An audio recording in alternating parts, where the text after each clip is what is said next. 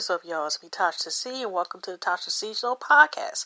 Shout out to my YouTube podcast fam, and shout out to the people who support me. I strongly recommend on both platforms.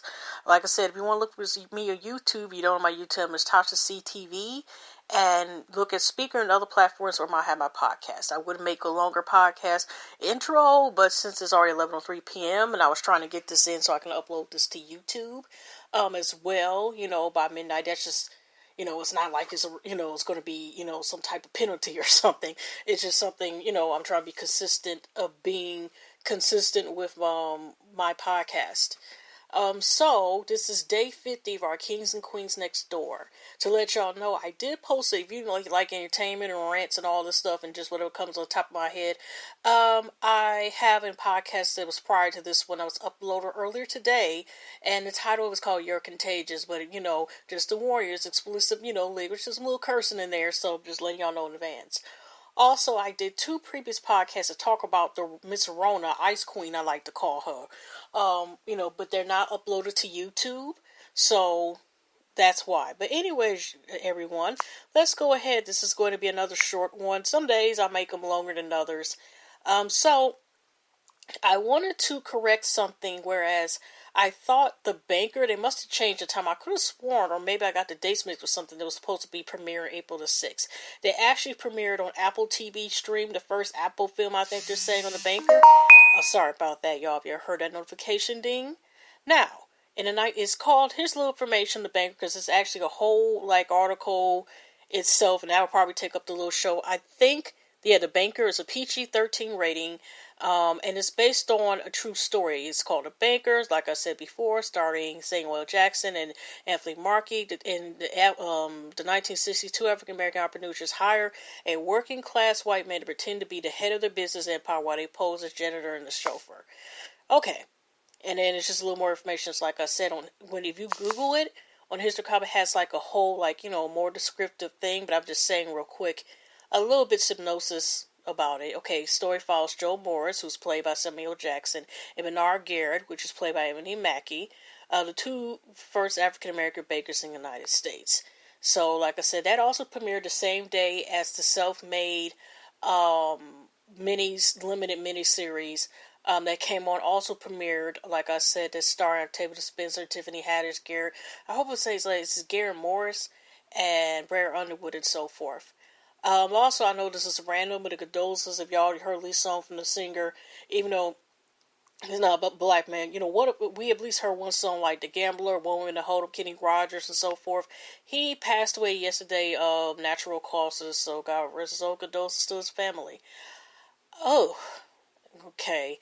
And also in the movie stars Nia Long, Jesse T. Usher, Nicholas Hoult, as well, that's starring in the Banker film. So it also premiered, like I said before, Little Fires Everywhere is also a mini-series. The first 3 episodes premiered 18th on Hulu, and the remaining episodes, because it's 8 in total, will be coming every, once a week. And like I said, you can go wait. They probably got the book. You just got to wait for it. Say if you want to rent it and catch up, whether read it or listen to audiobook. So again, I'm just going to finish with the 10 incredible black women you should know about. I was on the nurse. Like I said, I'm just going to do this, y'all, and get off of here. I know, yes, okay. The last one I was on, considering, like I said, grads in the medical field, in the grocery field, retail field, people who are out there or working, in what is going on today, I'll leave it as that, okay? Better yet, let's give another round of applause for him, because thank you, and just even with Armistead, just everything, just thank you, y'all,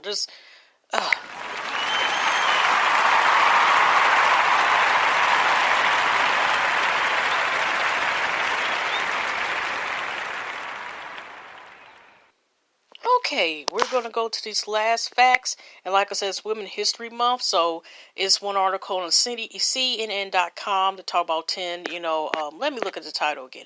10 incredible black women you should know about.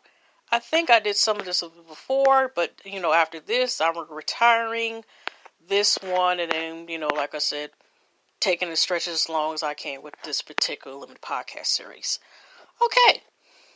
Now, the first bank president, speaking of bankers, Maggie Lena Mitchell, the daughter of a former slave, went to public schools in Richmond, Virginia, became a teacher, and established a newspaper before founding the state St. Luke Penny Savings Bank in 1903, according to National Service. In chartering the bank and servicing as its first president, Mitchell broke the gender and racial barriers. She later served as a board chairwoman when the bank merged with two other Richmond banks, the Park Service reports. The resulting entry until 2009 was recognized as the nation's oldest continuously African-American operated bank. Okay, the first to refuse to give up her seat.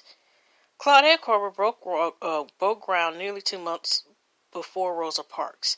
In March 1955, Colvin, then just 15 years old, was arrested for violating an ordinance in Montgomery, Alabama, that required segregation of city buses, according to Stanford University entry. Colvin went to jail without a chance to call her family, a University of Ohio research wrote.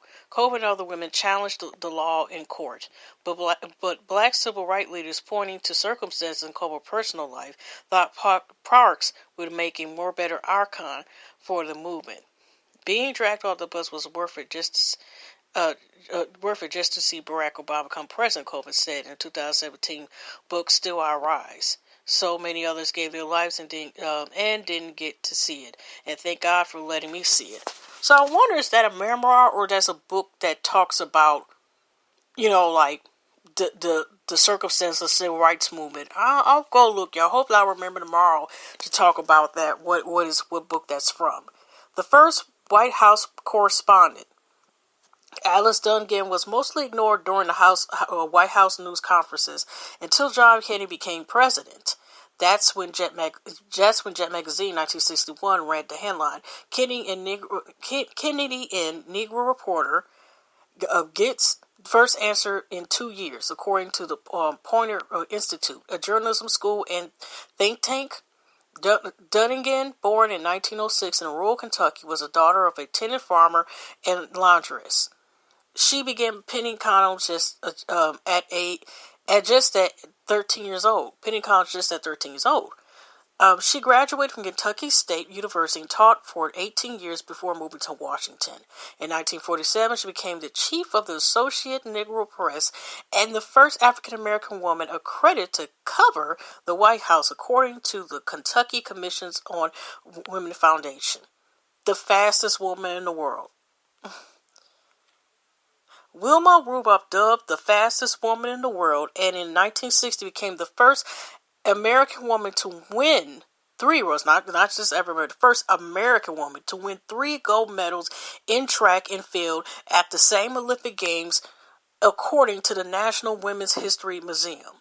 Rudolph also championed civil rights, refusing to attend segregated homecoming parade in her honor. Rudolph later earned a degree from Tennessee State and was inducted into the U.S. Olympic Hall of Fame. The first Nobel Peace Prize winner, ecologist Wangari Maathai, became, y'all, forgive me, y'all, I be like mispronouncing words. I should have put that warning in at least. Became the first black woman to win the Nobel Peace Prize. An outspoken environmentalist, Marti was honored in 2004 for standing at the front of the fight to promote ecological viable social, economic, cultural development in Kenya and in Africa, according to the African American Registry. Marti earned bachelor's and master's degrees at American universities before completing her doctorate and founded the Green Belt Movement, the largest tree planting campaign in Africa. She has been recognized as time as me as the heroes of the planet. First in space. Mae Jemison began studying at Stanford University when she was just 16 years old. Wow. She earned a degree in chemical engineering and in 1981 a doctorate in medicine from Cornell University. Jemison was chosen for NASA's astronaut program in 1987 and became the first black woman to travel in space, and in 1992 after launching with the Space Shuttle Everett crew. Afraid of heights, she nevertheless logged 190 hours, 30 minutes, and 30 minutes and 20 seconds in space, NASA said. The first trans politician. Oh, okay. Andrea Jackson in 2017 became the first openly gay transgender person of color elected to public office in the United States. By the time the voters chose her to serve on the Minneapolis City Council, she notched more than 25 years of public service experience working as a policy aide, nonprofit director, and unemployment specialist. I was about to say employment. Okay, ooh, tongue twister. Jenkins campaigned on issues including reducing police violence, combating climate change, ending voter suppression, and making available more affordable housing. She's a writer, performer, artist, poet, and transgender activist. Oh, okay. Well, is there anything? No, I mean, there's plenty more, but like I said, this was going to be one of the shorter ones. So I'm about to get out of here, y'all.